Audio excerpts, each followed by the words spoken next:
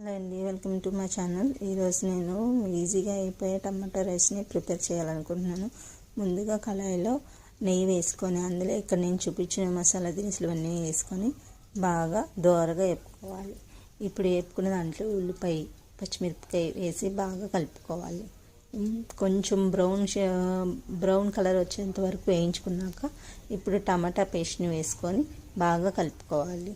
అందులోనే అల్లం వెల్లిపాయ పేస్ట్ వేసి ఇంకొంచెం వేగనీయాలి. ఇప్పుడు పసుపు, ఉప్పు, కారం, గరం మసాలా, కొంచెం పసుపు వేసి బాగా కలుపుకోవాలి. అంతేనండి, ఉడికించిన అన్నం వేసి బాగా కలుపుకుంటే మనం ఈజీగా అయిపోయే టమాటా రైస్ని ప్రిపేర్ అయిపోయినట్టే.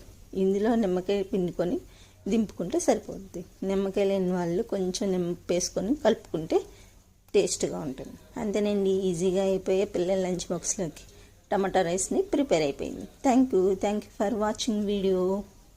నా ఫోన్ ప్రాబ్లం రావడం వల్ల నేను వీడియోస్ చేయలేకపోయానండి. ఇక్కడ నుంచి వీడియోస్ కంటిన్యూగా పెడతాను.